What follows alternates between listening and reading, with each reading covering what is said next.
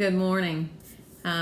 This morning I'm sitting here in my kitchen and I'm really reminiscing about an old time in my life when I was a child, and I spent so many days at my grandparents' house.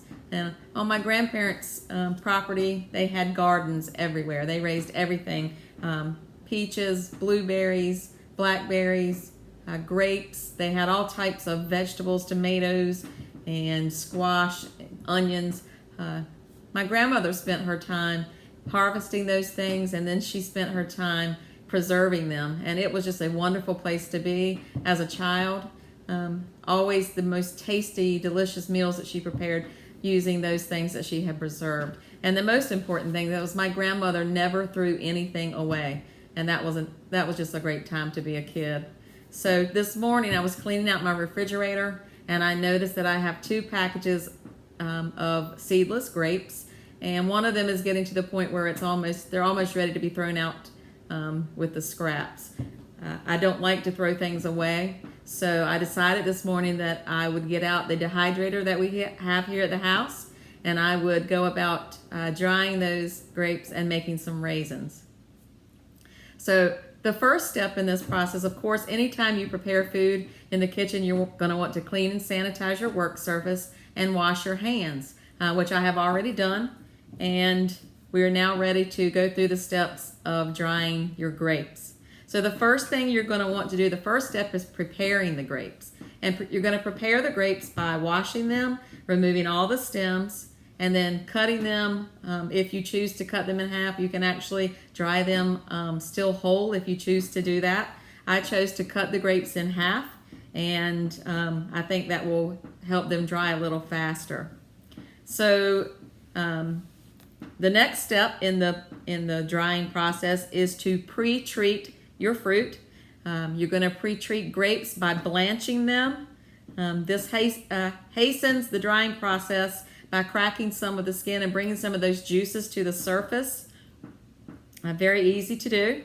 The next step, once you've got them prepared and pre-treated, is you're going to put them in a single layer in your dehydrator tray, as I have done here.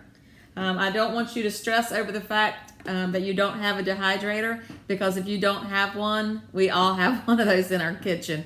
It's our oven. Your oven can certainly be used as a dehydrator. So no problems. It may take a little longer in the oven, but you can certainly use that. You're going to place the dehydrator tray in the machine, in the dehydrator, and you're going to place the lid on top.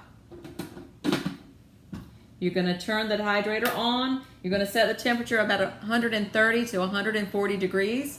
And then you're going to dry that fruit until it is leathery and pliable. And it may take a while. You can test to see how it's feeling in between if you choose, but try not to remove the lid very long from the dehydrator. The last step you're going to want to do is to condition your fruit. So you're going to place the raisins, now that have been dried, into glass containers. You're going to let them stand for about 7 to 10 days, obviously in a cool, dry place. You're going to store them. And you want to shake those containers because you really don't want your grapes to stick together.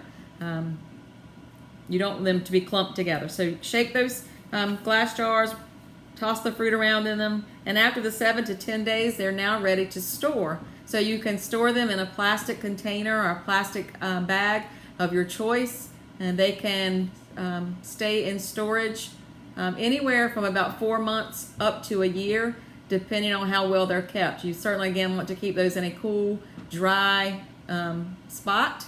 If you see any mold on the grapes, you're going to want to remove those immediately, and then you can enjoy them. Another thing you may want to do is to place you may want to put them in freezer bags and place them in your freezer, because you can then rehydrate them and take them out and use them in some of your recipes. So this has been a fun morning for me. I'm excited to see what these raisins look like when they come out of the dehydrator. I hope you enjoyed your time here with me. I certainly have enjoyed sharing this with you. I hope everyone has a wonderful weekend, and thank you very much for joining. Bye-bye.